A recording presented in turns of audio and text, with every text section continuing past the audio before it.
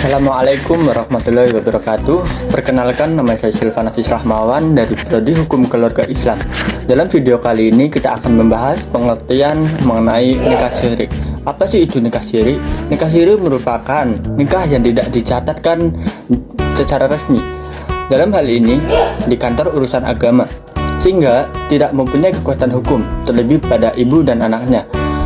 Melansir situs resmi Kementerian Agama, nikah harus berada di bawah pengawasan PPN atau Kepala KUA atau penghulu yang diangkat Kemenak. Pernikahan siri atau pernikahan tanpa melibatkan pencatatan hukum dinyatakan sebagai pelanggaran hukum, sebab hal itu dinilai melanggar Undang-Undang Nomor 22 Tahun 1946 yang menyatakan bahwa setiap pernikahan harus diawasi oleh pencatat pernikahan, dan itu disertai sanksi berupa denda dan bisa dipenjara. Mengapa sih orang-orang bisa melakukan nikah siri? Yaitu banyak sebab. Yang pertama yaitu menunggu hari yang tepat untuk melaksanakan pernikahan tercatat di KUA dengan alasan selama masa tunggu tersebut tidak terjadi penjinahan. Yang kedua yaitu kedua belah pihak atau salah satu pihak calon mempelai belum siap lantaran masih sekolah atau kuliah atau masih terikat dengan kedinasan yang tidak diperbolehkan menikah terlebih dahulu. Dari pihak orang tua, pernikahan ini dimaksudkan untuk adanya ikatan resmi dan menghindari perbuatan yang melanggar ajaran agama seperti zina.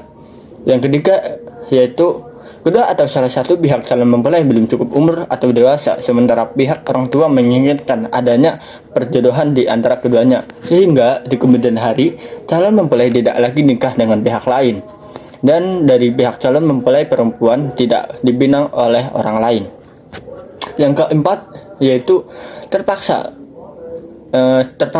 seperti pihak calon pengantin laki-laki tertangkap basah bersenang-senang dengan wanita pujaannya dikarenakan dengan alasan belum siap dari pihak laki-laki, maka untuk menutup aib dilakukan dengan kawin siri.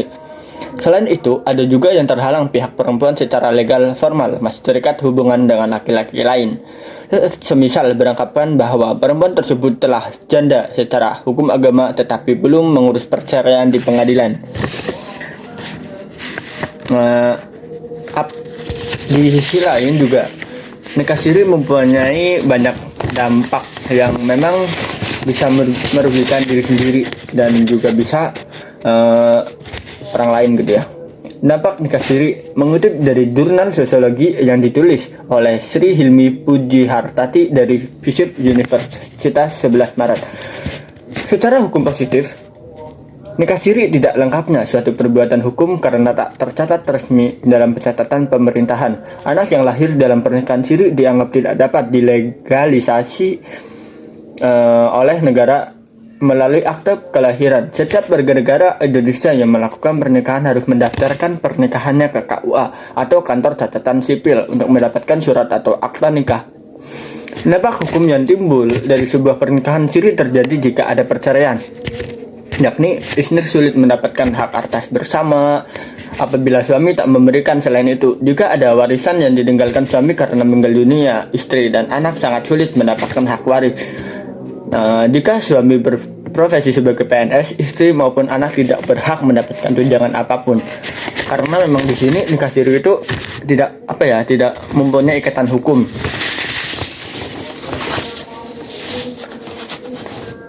Dari kesimpulan di sini yaitu adalah jangan sekali-kali melakukan nikah siri karena memang menyebabkan merugikan pihak perempuan dan bisa melibatkan kemudaratan. Jadi mending dari sini juga ada kayak pernikahan sah. Apa sih pernikahan sah? Pernikahan bagi umat Islam apabila telah terpenuhi rukun dan syarat pernikahan secara agama sebagaimana diatur dalam fikih munakahat. Dalam praktiknya, rukun perkawinan itu ada 5, yaitu adanya calon pengantin laki-laki, adanya calon pengantin perempuan, wali nikah, 2 orang saksi, dan adanya ijab kabul. Apabila kelima rukun ini adalah masing-masing rukun itu sudah memenuhi persyaratannya, maka perkawinan tersebut telah sah menurut hukum agama. Berdasarkan ketentuan pasal 2 ayat 1 Undang-Undang Perkawinan juga harus dianggap sah menurut hukum agama. Tetapi agar pernikahan ini mendapat pengakuan resmi dari negara, maka pernikahan itu harus dicatat di kantor urusan agama. Menurut peraturan perundang-undangan yang berlaku bagi umat Islam, instansi yang berwenang melakukan pencatatan pernikahan adalah pegawai pencatat nikah pada KUA kecamatan, baik pencatatan melalui pengawasan yang terjadi di pernikahan maupun berdasarkan penetapan pengadilan yang pernikahannya tidak dilaksanakan di bawah pengawasan pejabat pihak yang ditunjuk.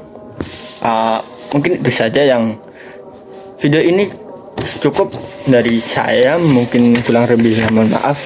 Terima kasih. Wassalamualaikum warahmatullahi wabarakatuh.